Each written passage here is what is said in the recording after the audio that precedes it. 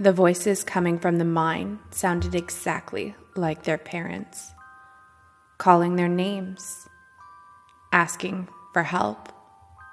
At first, the boys thought it was a trick of the wind, until the voices started answering each other, from deeper in the tunnels, from behind them, from places no one could possibly be. And by the time they realized something was wrong, they were already too far inside to find their way back out. Some voices don't belong to the people you remember. Some call to you from places they should never be. Welcome to Ethereal Echoes. Here, you'll find slow-burning psychological thrillers and atmospheric stories meant to be experienced in the dark. New episodes are released every Wednesday and Friday. And if you prefer to listen without ads and hear new stories early, you can join us on Patreon.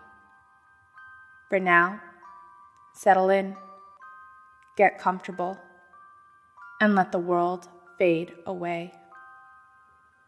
Tonight's story begins on a quiet summer afternoon, where two children followed the sounds of their parents' voices into a place that should have been empty, and discovered something waiting in the dark, something that knew exactly what they needed to hear.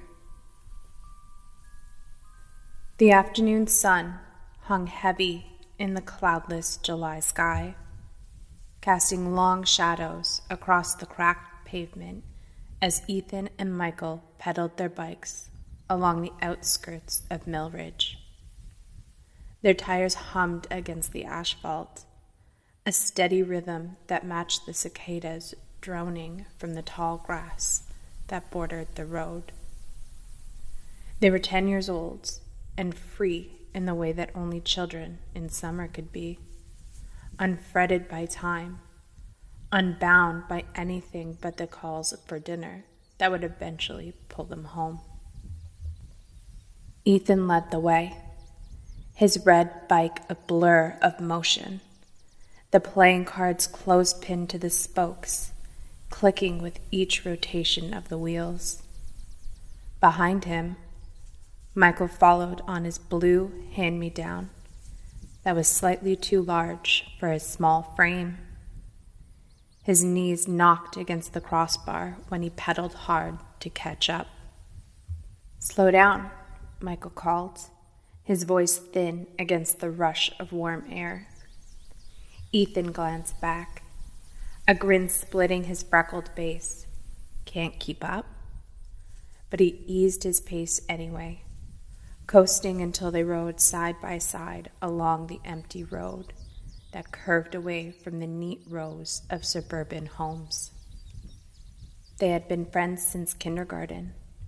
Ethan, the daredevil; Michael, the cautious one. Where Ethan leapt, Michael calculated.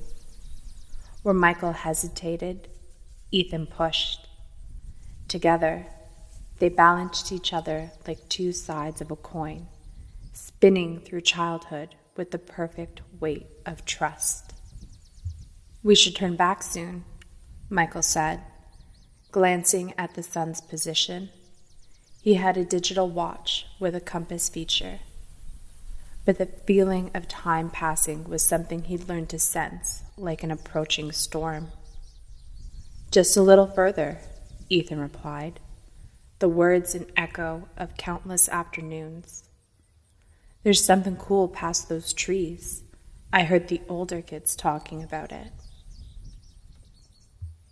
The road narrowed as they pedaled past the last streetlight that marked the boundary of where they were allowed to go.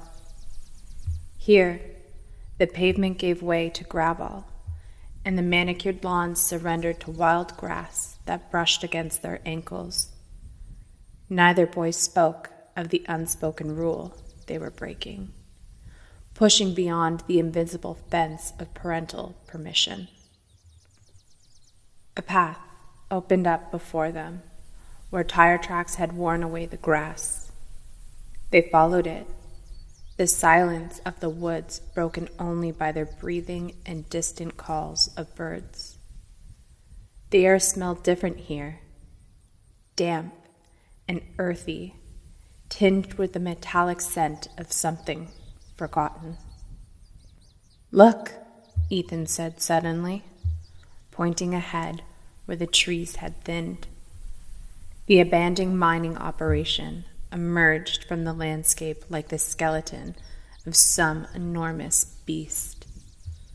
Concrete foundations crumbled at the edges, half reclaimed by nature. Wooden structures leaned at an uncomfortable angle, their surfaces bleached gray by decades of sun and rain. It was larger than they expected, sprawling across what must have been acres of land, the earth scarred and uneven around it. "Whoa," Michael whispered, slowing his bike to a stop. They dismounted in unison, letting their bikes fall to the ground with a soft thud. The grass here was patchy, struggling to grow in soil that seemed reluctant to nurture life. Ahead of them, a series of dark openings punctured the hillside, tunnels that led somewhere beneath the earth, their entrances partially collapsed but still large enough for someone to enter. Rusted rails emerged from these black mouths, once straight lines now warped and twisted like writhing snakes, frozen in time. They disappeared into the darkness, leading to places unseen. The boys approached slowly, drawn forward by the magnetic pull of the forbidden. My dad said people died here," Ethan said, his voice hushed despite the emptiness around them. "There was an accident a long time ago." Michael swallowed hard. "How many people?" Ethan shrugged. "Lots. That's why they closed it down." A weathered sign hung from a chain across the largest tunnel's entrance. The red letters were faded, but still legible. "Danger. Keep out." Below it, another sign warned of unstable ground and the risk of collapse. Both were riddled with bullet holes, the work of teenagers with nothing better to do than to shoot a warning sign they chose to ignore. The wind shifted, and for a moment, it seemed to sigh from the tunnels, a soft exhalation that raised goosebumps on Michael's arms despite the summer heat. "We shouldn't be here," he said, taking a step back. But Ethan was already moving closer, drawn to a rusted piece of machinery half buried in the dirt. "Look at this stuff. It's like a museum or something." All around them lay the scattered remains of industry, tools abandoned mid-task, metal barrels whose contents had long since leached into the ground, coils of wires that resembled petrified snakes. Time had transformed mundane objects into artifacts, each with its own story of the day everything stopped. Michael followed reluctantly, stepping carefully over debris. A shed stood nearby, its door hanging from a single hinge. Through the gap, he could see shelves lined with dusty bottles and what looked like an old log book. The whole place felt suspended between existence and decay, neither fully alive nor completely dead.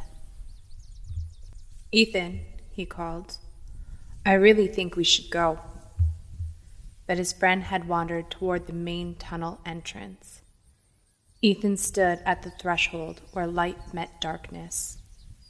peering into the black void as if it might contain treasure. The wind picked up again, rustling the leaves overhead, sending a cloud of dust swirling around their ankles. "Don't you want to know what's inside?" Ethan asked, glancing back with eyes bright with possibility. Michael hesitated. He did want to know. The curiosity gnawed at him despite his better judgment.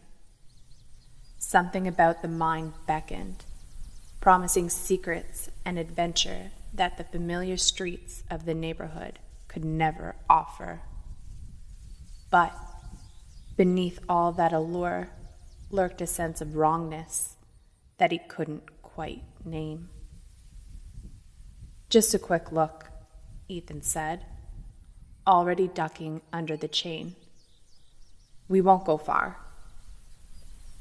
The metal was cool against Michael's palms as he touched the warning sign, tracing one of the bullet holes with his finger.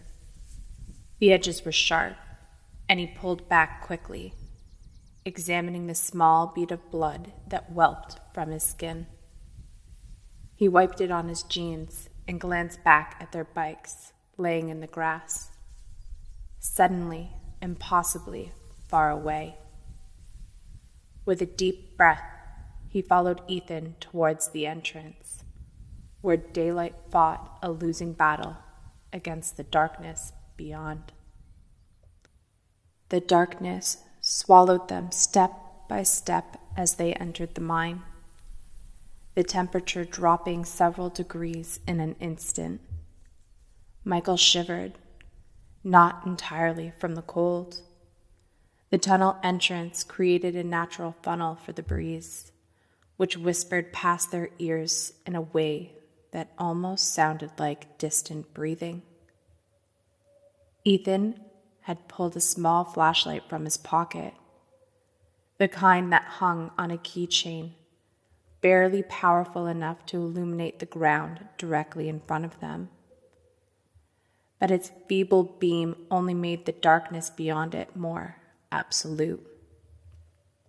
"We shouldn't go too far," Michael said, his voice bouncing oddly against the stone wall. He stayed close to Ethan, their shoulders occasionally brushing as they navigated the uneven ground.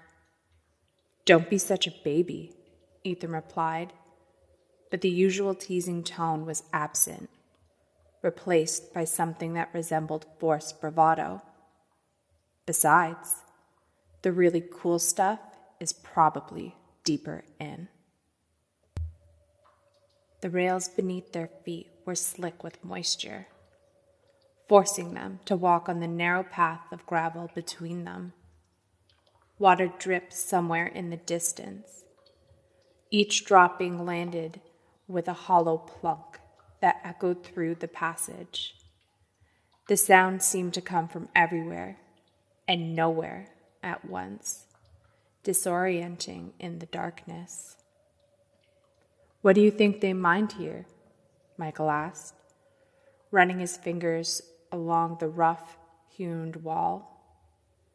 The stone was cold and slightly damp, covered in places with a film that felt slippery to the touch. "Coal, probably. Or maybe gold?"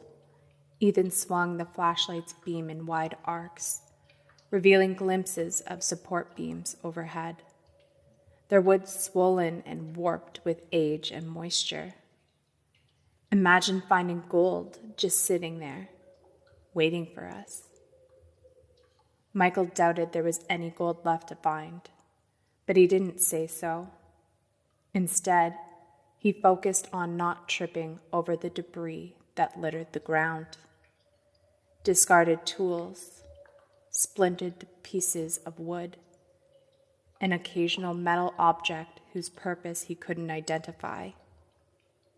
Each item was a relic of the men who had once worked here, now forgotten and half buried in the dirt. They passed a small alcove cut into the wall, where a wooden shelf sagged under the weight of dusty helmets, the kind with lights mounted on the front, though their batteries would have died decades ago. Beside them lay coils of rope, brittle with age, and a stack of yellow papers whose text had faded beyond legibility. "Look," Ethan whispered, directing the beam towards the wall above the shelf. Names had been scratched into the stone, some with dates beside them. The most recent was from 1963, nearly 40 years ago. Michael traced one name with his finger, Thomas H., and wondered who the man had been, whether he'd been here among those who had died so long ago. "It's like they're watching us," he said without thinking. Ethan snorted, but the sound was strained. "No one's watching us. They're all dead, remember?" The words hung in the air, suddenly too loud in the confined space. Both boys fell silent as they continued deeper into the tunnel. The entrance was now just a distant rectangle of light behind them, too far to offer comfort, but close enough to remind them of the world they left behind. The air grew thicker as they walked, heavy with dust and the musty smell of abandonment. Michael found himself breathing through his mouth to avoid the scent, which seemed to coat his tongue with each inhale. Their footsteps crunched rhythmically on the gravel, a sound that should have been reassuring, but instead emphasized how alone they were. Then something changed. At first, Michael couldn't identify what caught his attention. He stopped walking, causing Ethan to bump into him from behind. "What?" Ethan asked, annoyed. "Did you hear that?" They both stood motionless, straining to listen. For a moment, there was only silence and the steady drip of water somewhere in the darkness. I don't hear anything," Ethan said, but his voice had dropped to just above a whisper. There was something like, Michael struggled to describe it, like someone moving further in. Ethan aimed his flashlight deeper into the tunnel, but the beam dissipated long before it could reach whatever might have been lurking ahead. Probably just a rat or something. They continued walking, but slower, more cautious. Michael couldn't shake the feeling that something had changed. In the atmosphere around them, the darkness felt heavier, more attentive somehow, as if it only had now noticed their presence. The sound came again, a soft scraping, like cloth brushing against stone. This time, Ethan heard it too. He froze, grabbing Michael's arm with fingers that pressed too hard against the skin. That's not a rat," he whispered. They listened, barely breathing. The sound didn't repeat immediately, but when it did, it seemed closer. There was a pattern to it now, a deliberate quality that couldn't be mistaken for random movement or settling rock. "Maybe someone else is exploring too," Michael suggested.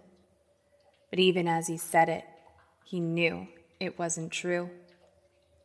The mine had been abandoned when they arrived. There had been no bikes, no signs of recent visitors. "Hello," Ethan called, his voice cracking slightly. Is someone there? The question bounced off the walls, multiplying until it seemed like a dozen voices were asking the same thing. Each echo fainter than the last, until they faded into silence. That silence stretched, becoming its own presence in the darkness. And then, so faint they may have imagined it, came a response. Not words exactly, but a change in the quality of air, a shift in the darkness that seemed to press closer around them. The flashlight dimmed slightly, its batteries protesting the extended use, and in that moment of weakened light, Michael was certain he saw movement deeper in the tunnel. "We need to go," he said, tugging at Ethan's sleeve. For once, his friend didn't argue. They turned back toward the entrance, walking faster now, trying not to break into a run on the treacherous ground. The light behind them seemed farther away than it should have been, as if the tunnel had somehow stretched while they were inside. Another sound stopped them both, a distant scrape of something hard against the stone floor, followed by what might have been a sigh. It came from somewhere ahead of them, between their position and the exit. "That's not possible," Ethan whispered, his voice tight with fear. "There wasn't anyone else here when we came in." Michael felt a chill that had nothing to do with the temperature. The sound had been too deliberate, too purposeful to be anything natural. Something was in the mine with them, and whatever it was, it now stood between them and safety. The flashlight flickered again, and in the momentary darkness, Michael felt, rather than saw, something move closer. When the light steadied, the tunnel ahead appeared empty, but he couldn't shake the certainty that something had shifted, advancing toward them in that instant blindness. They stood frozen, caught between the need to flee and the fear of moving toward whatever waited in the shadows. The sound came again, closer now, unmistakable. Something was coming toward them from the darkness. The darkness seemed to pulse around them, contracting and expanding with each beat of Michael's heart. He held his breath, straining to identify the sound that drifted toward them through the stale air. It wasn't the scrape of movement anymore. It had transformed into something else, something that made the hair on the back of his neck stand on end. A soft, rhythmic pattern that rose and fell like waves against a shore. A cadence he recognized but couldn't immediately place in this context. So out of place was it in the abandoned mine. "Do you hear that?" he whispered to Ethan, whose fingers were still clamped around his arm. Ethan nodded, his face ghostly in the weak beam of the flashlight. It sounds like... It sounds like... He didn't finish the sentence, but he didn't need to. The realization dawned on them simultaneously as the sound clarified itself from the darkness. The unmistakable melody of human speech. Voices. There were voices in the mine with them. "Hello?" Ethan called again, louder this time, his voice cracking with a mixture of hope and fear. "Is there someone there? We're just kids." The echoes of his words collided with the distant murmuring, created a dissonant chorus that bounced off the walls. For a moment, everything was a noise and confusion. Then, as Ethan's echo faded, the voices continued, uninterrupted and unchanged, as if they hadn't heard him at all. "Maybe it's other explorers," Michael suggested, though he didn't believe it. There had been no cars parked near the entrance, no other bikes abandoned in the grass. Or workers. Maybe the mine isn't really abandoned. Even as he said it, he knew it wasn't true. The decay that they had seen was the result of years of neglect. It spoke of decades of abandonment, of a place long forgotten by the living. They stood motionless, listening as the voices grew marginally clearer. They were still too distant to make out words, but the tone was conversational, almost casual. Multiple voices overlapped, creating the impression of a group discussion held just around a corner. Tantalizingly close, but still obscure. "We should go back," Michael said, tugging at Ethan's sleeve. "Right now." But Ethan had stepped forward, head tilted to one side as he strained to listen. "Wait," he said. "I can almost make out what they're saying." The flashlight flickered again, and in that moment of darkness, the voices seemed to surge forward as if they had been waiting for the light to falter. When the beam steadied, the sound had changed. It was clearer now, and Michael could distinguish individual voices from the murmur. A deep, resonant tone that might belong to a man, a higher pitch that could be a woman or child. "Need to hurry." The words floated to them, disconnected from their context. "Not safe here." "Find them before." Individual fragments torn from conversations they couldn't fully hear. The voices had a hollow quality to them, as if spoken from the bottom of a well or through cupped hands. There was something else about them, too, something Michael could not quite identify, but made his stomach twist with unease. "They sound worried," Ethan whispered, taking another step forward despite Michael's restraining hand. "Like they're looking for someone." "Ethan, please," Michael begged. "Let's go back. This isn't right." But Ethan wasn't listening. He had lowered the flashlight, its beam pointing at the ground, creating a small circle of visibility around their feet, while leaving their faces in the shadow. "Do you think there was another accident? Maybe someone's trapped." The thought hung between them, terrible in its plausibility. What if there were people deeper in the mine who needed help? What if the voices they had heard belonged to rescuers searching for victims of a cave-in? Then, one voice rose above the others. Sudden, shockingly clear. "Ethan? Michael? Where are you boys?" Both of them froze, blood turning to ice water in their veins. The voice was familiar, achingly, impossibly familiar. "That's..." Ethan's voice failed him. He swallowed hard and tried again. "That sounded like my mom." Before Michael could respond, another voice joined the first, equally clear.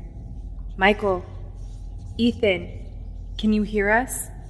We need you." It was Michael's father, the same voice that had taught him to ride a bike, that had read him bedtime stories when he was younger, and that had just yesterday reminded him not to be late for dinner. The same voice that now echoed from somewhere deep in the abandoned mine, where it had no reason be. "That's not possible," Michael whispered, backing away from the sound. "They don't know we're here. They don't know about this place." Yet, the voices continued, calling their names with increasing urgency. The tone was wrong somehow, too rhythmic, too measured despite the apparent distress in the words. It reminded Michael of the time he had heard a recording of his own voice played back to him.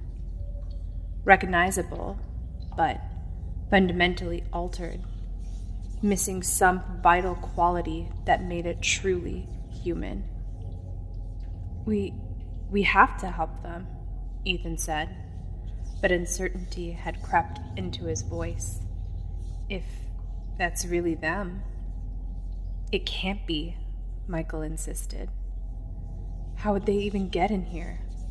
Why would they be in here?" The voices called again, a perfect mimicry of their parents' tones, yet somehow hollow at their core. Something ancient stirred in Michael's brain, some primal warning system that recognized predators in the dark long before humans built shelters and fires. Whatever was calling to them wasn't their parents. It couldn't be. "Michael?"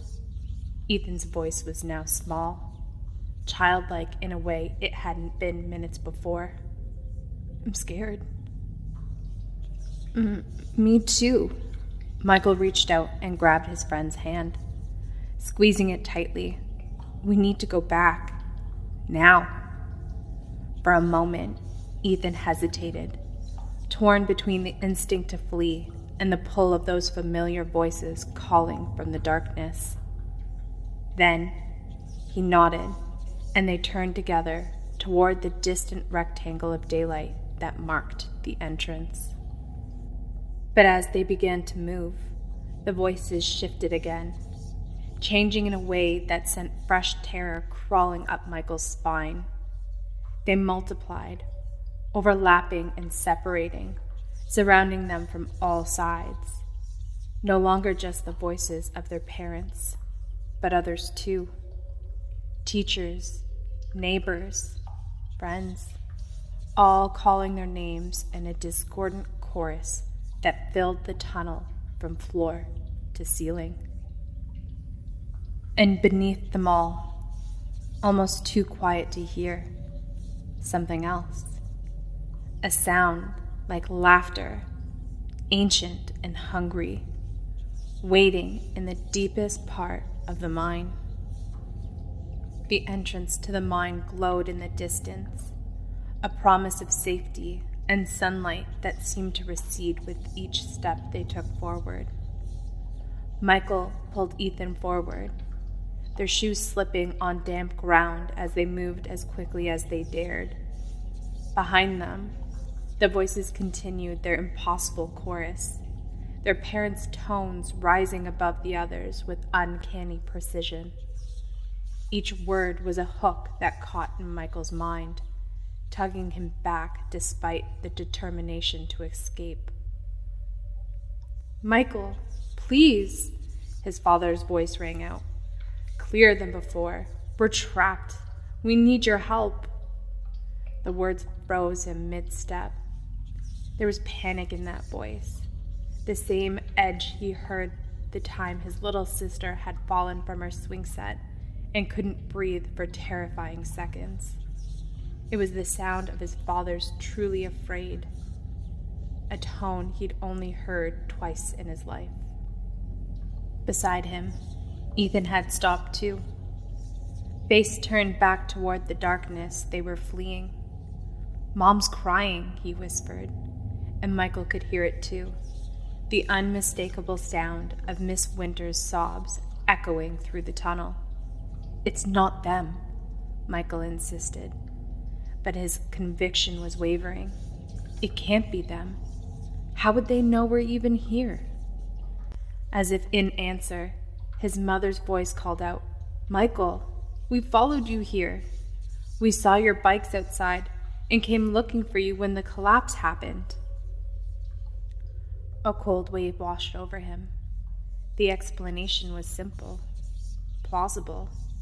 Their parents, worried about their absence, had come searching, found the bikes, entered the mine, and then, what? A cave-in? Were they truly trapped somewhere in the darkness? Ethan, baby, please. Miss Winter's voice trembled with tears. We're hurt. Your dad can't move his leg. Ethan's face had gone pale in the dim light of the flashlight. That sounds exactly like her. Exactly. She's the only one who still calls me baby. Michael felt sick with indecision. Everything he knew about safety, about the wrongness of the abandoned mine, told him to run toward the sunlight. But if his parents were truly trapped deeper inside, how could he leave them? The thought of them injured, calling for him while he fled, was unbearable. We should go back, Ethan said, his eyes wide and frightened, but determined. If that's really them. Ethan, Michael, the voice of Mr. Winters joined the chorus, deep and commanding. Follow our voices, carefully. There's been a collapse between us. That detail, so specific and practical, struck Michael as painfully genuine. It was exactly what Ethan's father would say. So focused on solutions, giving clear directions even in crisis. The kind of man who kept a first aid kit in every car and knew how to use it. I think it's really them, Ethan whispered, his resistance crumbling. How else would they sound so real? Michael struggled to think clearly through the fog of fear and doubt that clouded his mind. The voices were perfect, every inflection, every unique quality that made his parents' voices instantly recognizable to him. Yet something still felt wrong about the situation, some warning bell that continued to ring faintly beneath his conscious thoughts. But why would they go in the mine? He asked, desperate for rational thought. They'd call for help, wouldn't they? They wouldn't just follow us in. Michael, we couldn't wait for help, his mother's voice answered, as if she'd heard the question. You boys were missing. The storm is coming. We had to find you before it hit. Storm? Michael glanced back toward the entrance. The rectangle of light showed only blue sky, the same cloudless summer day they had left behind. But perhaps the clouds had gathered while inside. Perhaps time had passed more quickly than he had even realized. Listen to me, son. His father's voice grew more urgent. There's water rising where we are. The rain is making it worse. You need to hurry. Ethan grabbed Michael's arm. We have to go back. They could drown. The pull was becoming irresistible. Each word from the darkness dragged them a step further from safety, back towards the depths of the mine. Michael felt tears stinging his eyes, tears of frustration and fear, in desperate hope that voices truly belonged to their parents. If we go, he said, trying to think clearly, we stay together and we mark our path. He remembered a story he'd read about a labyrinth and a ball of string. We need to make sure we can find our way back. Ethan nodded frantically. I have a marker. He pulled a thick, black Sharpie from his pocket. We can draw arrows on the walls or something. The plan was flimsy at best, but it was better than nothing. Michael took a final look at the entrance, memorizing its position. Then, with a deep breath that tasted of dust and decay, he turned back towards the darkness.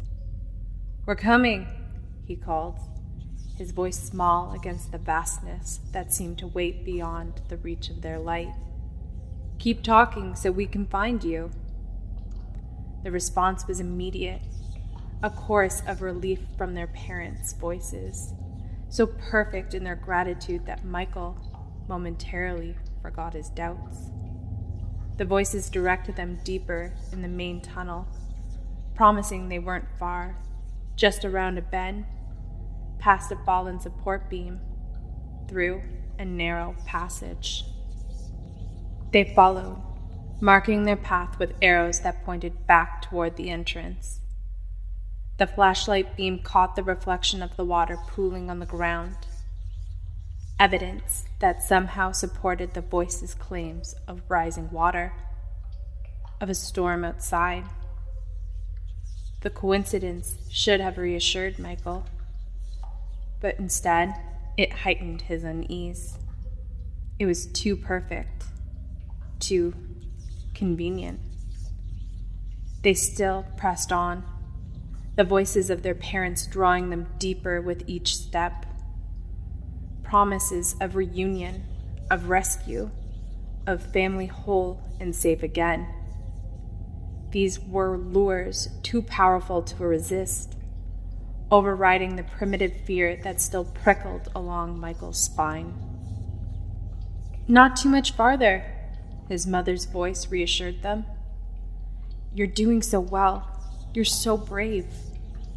The praise warmed him, despite everything, stirring memories of skinned knees kissed better, of proud smiles at school performances, and of the unconditional love that had been the bedrock of his life. If there was even a chance that his parents needed him now, the way he had always needed them, how could he turn away? So they walked, further into the darkness, away from the sun and safety, following the perfect echoes of voices they loved more than anything in the world. The tunnel stretched before them, swallowing their small light in ancient hunger, leading them deeper into the earth with each trusting step. Behind them, their final arrow, pointing toward escape, grew smaller and fainter until it was just another mark on the wall of a place that had already claimed so many lives. The mine swallowed them whole. With each step, the world above receded, becoming nothing more than a concept, a memory of light and air that seemed increasingly like a dream they once shared. Michael drew another arrow on the wall, the marker squeaking against the stone. It was their 7th mark since turning back into the darkness, and the sound of the marker had become a small comfort, proof that they were still moving with purpose, still in control of their journey into the depths. "Are we still going the right way?" Ethan whispered, his breath visible in the beam of flashlight. When had it gotten so cold? The temperature had dropped gradually, but now Michael could feel it setting into his bones, a damp chill that made his fingers stiff around the marker. "Mom," he called, his voice smaller than he intended. "Dad, keep talking so we can follow you." The response came quickly, his mother's voice floating through the darkness. "We're here, sweetie. Just a little further. Follow the sound of my voice." But there was something different now, something Michael couldn't quite place. The words were right, the tone familiar, but there was a quality to the voice that hadn't been there before, a slight flatness, as if the emotion behind the words was being performed rather than felt. They pressed on, the flashlight beam illuminating walls that glistened with moisture. The tunnel had widened slightly, the ceiling rising higher than before, creating a cathedral-like space that amplified every sound. Their footsteps echoed strangely, sometimes seeming to continue after they'd stopped moving, as if someone else were walking just behind them. The air had changed too. It was heavier here, thick with something beyond mere humidity. Each breath felt like drawing in syrup, coating their lungs with a substance that was almost, but not quite air. Michael found himself taking shallow breaths, irrationally afraid that breathing too deeply would pull something unwanted into his body. Do you smell that? Ethan asked suddenly. Michael nodded, though he wasn't sure what he was smelling. It wasn't a single scent, but a mixture. The expected darkness of the underground. But underneath, it was something else. Something that reminded him vaguely of the time his father had accidentally left meat in the refrigerator during a week-long power outage. "You're getting closer," his father's voice called out. "Be careful around the next bend. The ground is uneven." Michael drew another arrow and followed Ethan around the curve in the tunnel. Sure enough, the floor dipped suddenly, creating a treacherous slope of loose rock that shifted under their feet. They navigated it carefully, clinging to each other for balance. "Good job," his mother's voice praised them, but the words came from somewhere to their left, while her previous call had come from directly ahead. Michael frowned, shining the light toward the new direction. "Mom, did you move?" "We had to shift position," his father answered, from yet another direction, somewhere to the right and slightly behind them. "The water is rising faster. Hurry, boys, come on." Ethan grabbed Michael's sleeve. How can they be in 3 places at once? Before Michael could answer, his mother's voice called again. "Michael, Ethan, follow the sound of my voice. We're trapped. The water is rising. Hurry, boys." The words were identical to what she had said earlier. Exactly identical, down to the cadence and breath between phrases. A perfect recording played back in the darkness. "Something's wrong," Michael whispered, stopping to press his back against the wall. That's not. It can't be them." Ethan's face was ghostly in the flashlight's glow. "But it sounds exactly like them. Who else could it be?" Michael had no answer. The voices called again, and now they overlapped, his mother and father speaking simultaneously from different directions. "Michael, we need you. Follow the sound. Trapped down here. The water is rising." It was like listening to 2 recordings playing at slightly different speeds. The words aligned and then diverging in ways that made his head hurt. And beneath them, barely audible, were other voices too. Children's voices, old voices, voices speaking words he couldn't quite make out.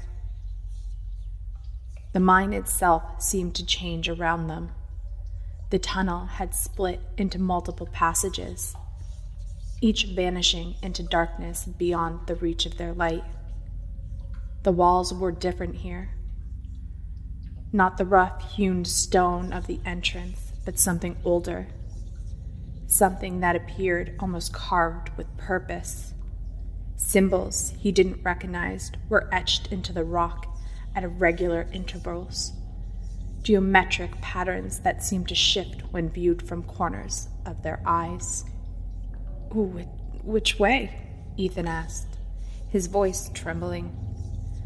As if in answer, His mother's voice called from the leftmost tunnel. "This way, sweetie! Hurry!" Simultaneously, his father's voice echoed from the rightmost passage.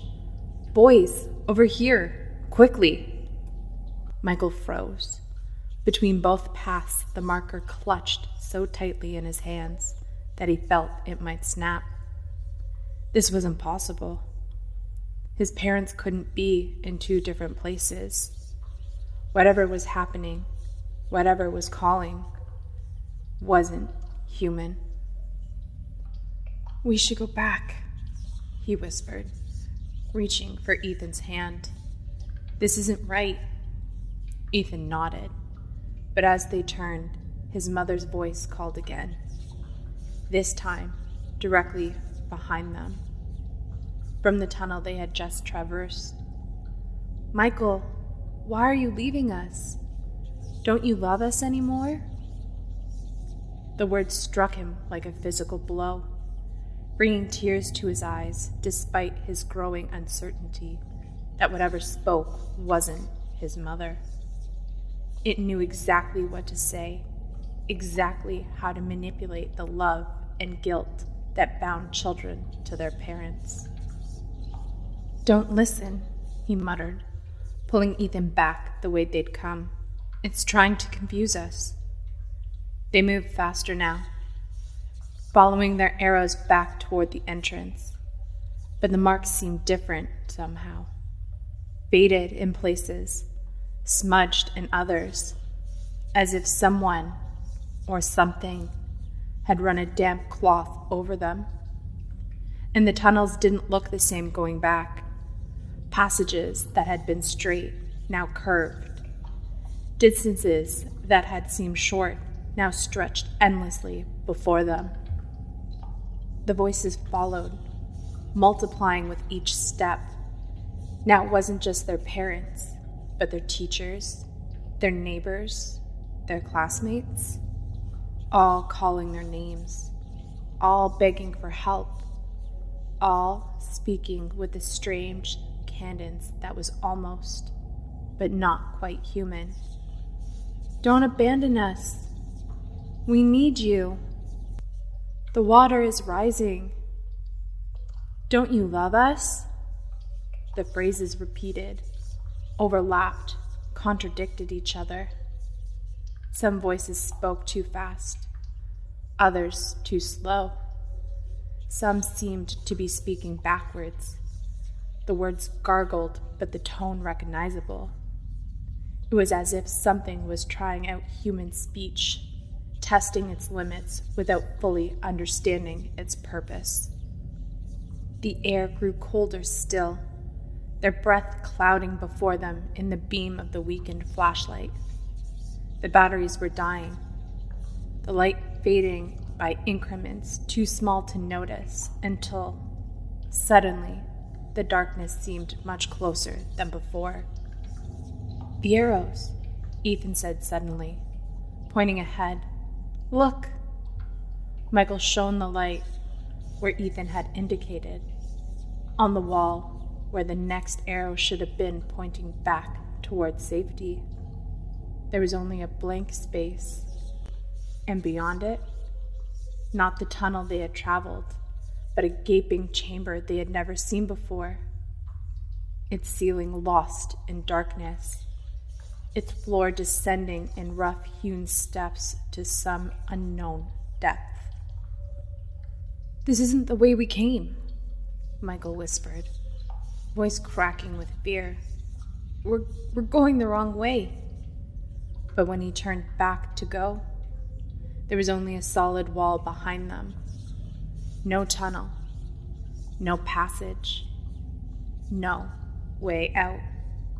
Somehow, the mine had rearranged itself around them, trapping them in a new and terrible place, while the voices of everyone they had ever loved circled like hungry ghosts in the darkness.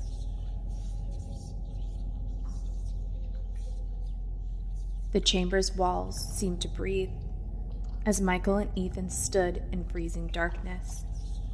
Their dying flashlights, a feeble glow against the shifting stone. A tunnel they passed through moments before had vanished, replaced by descending stairs.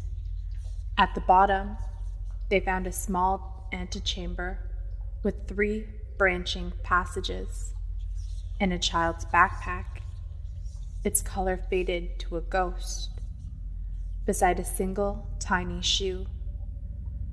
Rusted tools, a broken camera, a wooden train, and a waterlogged notebook lay scattered on the floor. Ethan read aloud from the notebook's swollen pages. Day 3. Still can't find the way out. I hear Mom calling. I'm so hungry.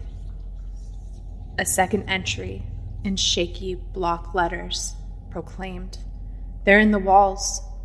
They're always in the walls." Below, cramped and repeated, "It knows what we love. It knows what we love." Michael's dread deepened. The voices that had mimicked their parents, the shifting tunnels, they were lures. Something lived here, feeding on their fear and memory. As their breath frosted the stone, familiar voices merged into an ancient, many-voiced whisper. Clever children. Company. A dry, leaf-like rustle and a wet, gurgling chuckle confirmed the mind itself was alive and hungry. They needed to escape. But how? 3 passages had multiplied to 7 identical black ovals.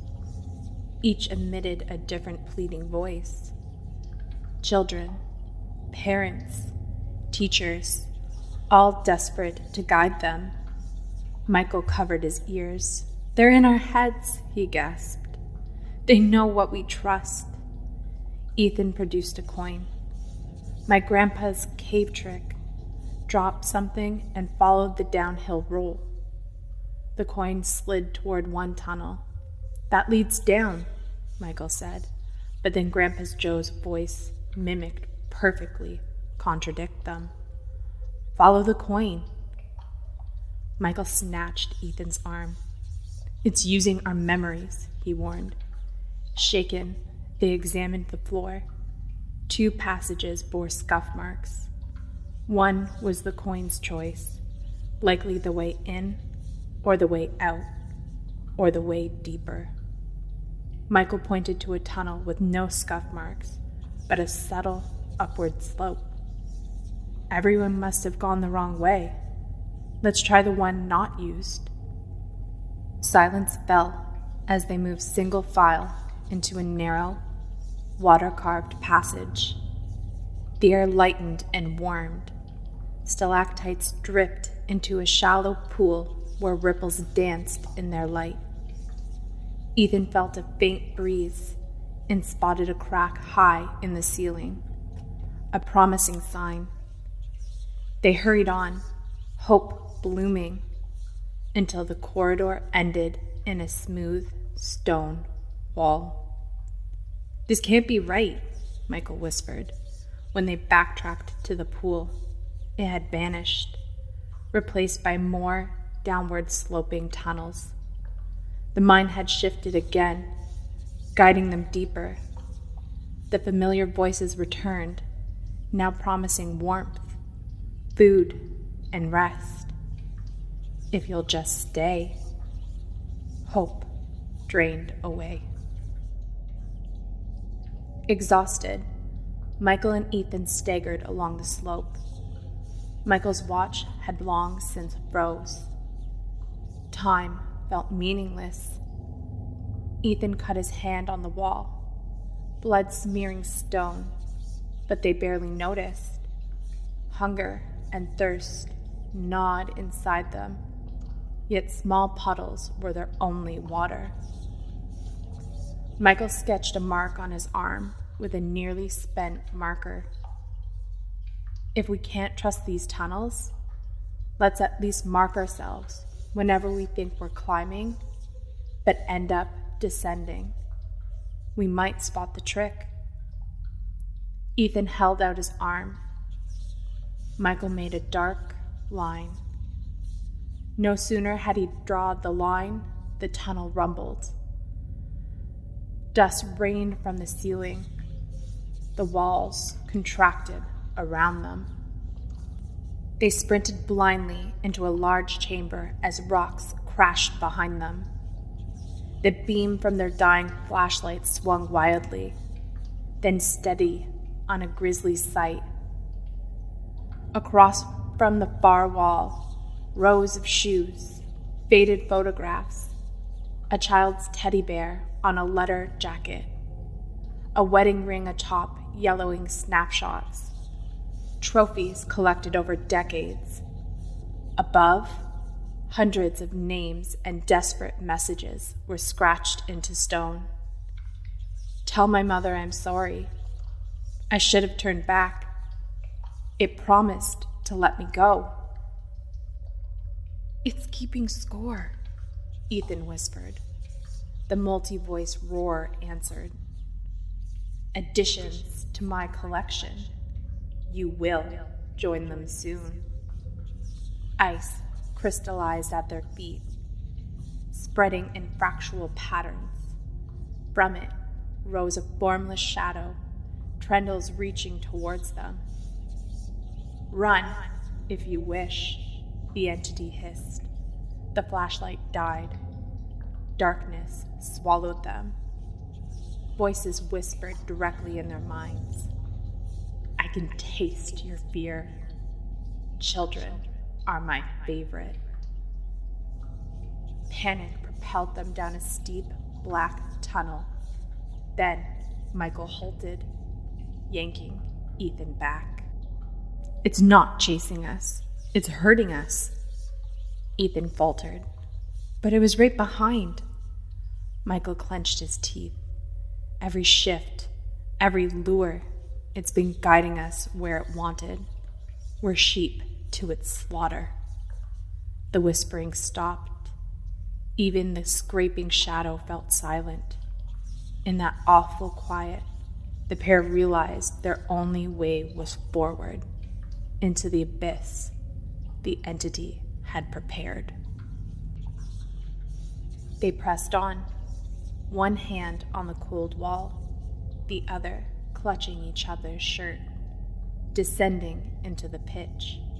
The sealed tunnel behind them was another reminder. Retreat was impossible. Hours passed in sprawling darkness until they reached a vast, vaulted cavern, lit by a darkness so deep it came dimensional. Natural columns soared overhead, limestone formations untouched by miners' tools. Here, the stone wall bore ancient, precise carvings, not human, and far older than the mine. At the cavern's center stood rusted equipment, half buried in dust, abandoned in haste. Shadows pooled at the edges, then slid into humanoid shapes. A hush fell before the voice entered their minds. Welcome. Few come so willingly to the heart. Images flooded Michael's thoughts. Sacrifices offered at the cave's mouths. Miners fleeing in terror. Explorers vanishing into crevices. This entity had lived here long before humans arrived. The shadows gathered. Victims transformed. Their essences consumed. A child's outline spoke in a voice that had no lips. You don't feel it. Not for long. An old man's silhouette offered. You become a part of something eternal. Trendles of living shadows writhed up from a deep pit at the chamber's center, each movement eager and predatory. Food, the voice declared. Not flesh alone, but the fear, the hopes, the memories, the voices. Michael understood. Every victim was added to its chorus, their echoes used to lure the next prey. It was patient, immortal, unkillable. The shadows closed in. No one ever escapes. They intoned in a terrible harmony. The pitch's trendles extended towards Michael and Ethan, promising release or oblivion. They had nowhere left to run. Forward was all that remained, into the entity's eternal collection. Michael yanked Ethan back as shadow tendrils slithered towards them, against the stone-cold walls of the vast chamber. Flickering silhouettes circled, sometimes human, sometimes mist, hunger pulsing in the stale air. "I don't want to die here," Ethan whispered. A chorus echoed inside their skulls. Final moments. Such delicious fear. Michael's head swam until a familiar voice cut through the darkness. "Michael, I'm here now." By the pit stood his mother's image, full color and smiling, scar on her chin and all. Ethan's parents appeared beside her. "Come here," they coaxed. Michael gripped Ethan's arm. "It's a projection. It copies memories, not reality."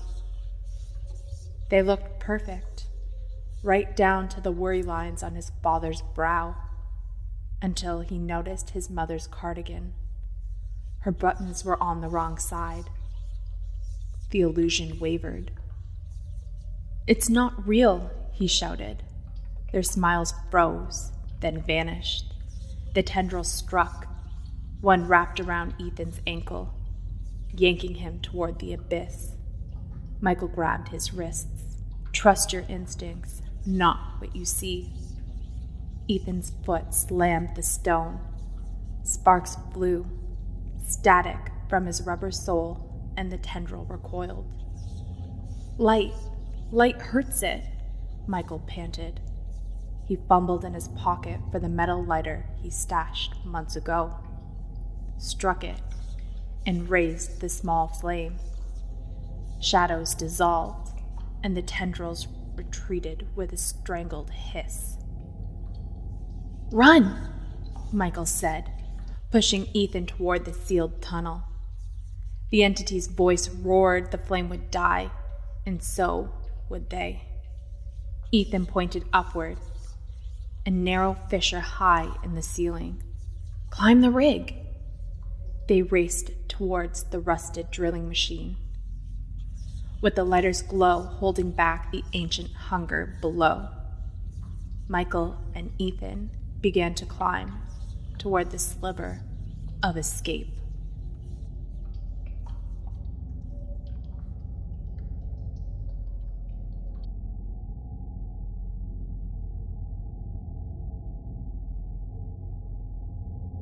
The sun sank low, casting the abandoned mine in deceptive amber light. 2 bicycles lay abandoned in tall grass, a red one with playing cards on its spokes, and a 2 large blue hand-me-down beside a crooked, bullet-riddled sign. "Danger. Keep out." Long shadows clawed toward the yawning entrance, an impossible void that seemed to pulse with unseen weight. Hours had passed since Ethan and Michael slipped inside. Parents would soon scour familiar haunts, and, when desperation set in, remember the forbidden shafts. A crow landed on the red bike's handlebars, its black eye fixed on the darkness. The air quivered not with the heat, but with something else. A thinning of reality. From the tunnel's depths drifted a boy's voice. "Hello? Is anyone there? We can't find our way out." It was unmistakably Ethan's. Then Michael's. "Please, we're lost. Our parents will worry." Perfect imitations. Impossible to refuse. Dusk deepened. The reflectors on Ethan's bike blinked once in the fading light. Crickets chirped. Bats swooped overhead. Yet all around the mine was unnaturally silent. True darkness fell, and the solo cries multiplied into a chilling chorus. Men, women, children, each pleading, "Help us! We're trapped! So close! Take my hand! Need light! Need warmth!" Among them, Ethan and Michael spoke as one of many, their voices swallowed into an ancient collection. Morning would find the bikes waiting. New children would hear the legends, heed the smooth pleas, venture down into the mines. Beneath the earth, something patient and hungry would grow its chorus, always calling, always waiting in the dark.